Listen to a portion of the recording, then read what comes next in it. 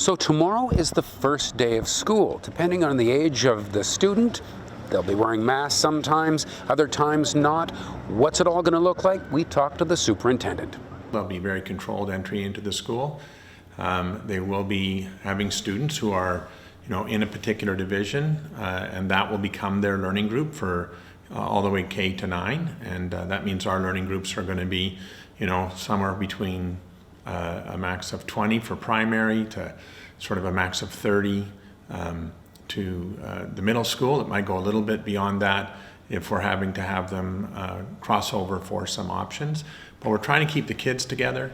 And if we have to move, a specialist teacher in, we move the teacher in who can more physically distance and still support the learning of that particular group so they stay as a learning group. I understand at the higher grades, they will be expected to wear masks at certain times during the day. How's that going to look? Yeah, so the district has gone out and purchased over 32,000 masks that are reusable, so that each student in middle and secondary school will receive 2 masks and every staff member. And there are, for example, teachers may require face shields if they feel they need them because they're working in close proximity inside the physical distancing that's been stated by the provincial health officer. Where that can't be maintained, that physical distancing, we're requiring students to wear masks. So in hallways, if there's a transition between classes, in common areas like a cafeteria, where they can't maintain physical distancing, or on a bus. You expect 98% of kids to show up? That's what our current registrations show. We do have a remote learning option, and just under 400 students have selected that option currently.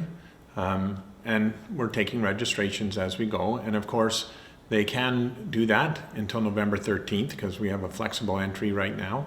And then if things go as we hope and we have a real safe opening to the year, we're hoping that we'll see more students in class face-to-face because we believe that's really important for their academic development, their mental and social health.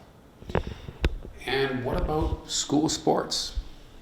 Right now, school sports in terms of inter-school sports are suspended, and we'll follow the guidance of BC School Sport and Via Sport Canada. And they are providing guidance about how sport can occur. Right now, we're working through a letter we received this week from BC School Sports to understand how that applies to the fall sports.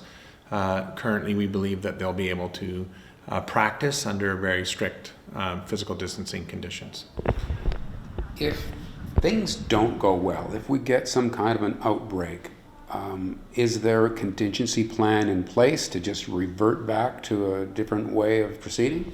So if we have an outbreak right now, we would certainly be contacted by Interior Health, or we'd be contacting Interior Health, and we'd follow their direction. So if it was a learning group, would we isolate that learning group only and the school would continue to go? That direction would come from Interior Health. If all of society continues on this apparent spike that's been happening recently, we'll take our direction from government. We have had practice already with some of those stages, so we've had practice at stage 5 when no school students were in school. Part of the success of all this relies on the students themselves, as we discussed, putting on their masks when they can't physical distance, and knowing what kids are like, that can be hit and miss. So do you expect that you'll be able to get students to really buy in and do their part?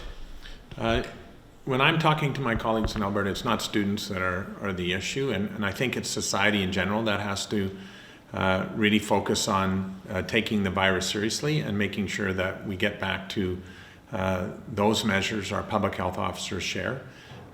Students will cooperate, they do. We're in a controlled environment. We have authority to ask them to do so. We're certainly educating them. Kids are great, and I think our staff will be great as well. That's not my worry. It's really whether you have an infection come from the outside community.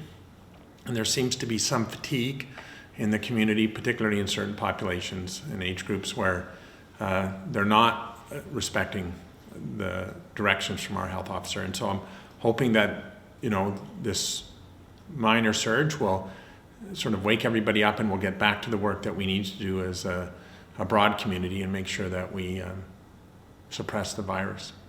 As for teacher participation in all of this, the superintendent says virtually all of them will be involved, just a small handful choosing to opt out. For Kelowna Now, this is Kent Mulgat reporting.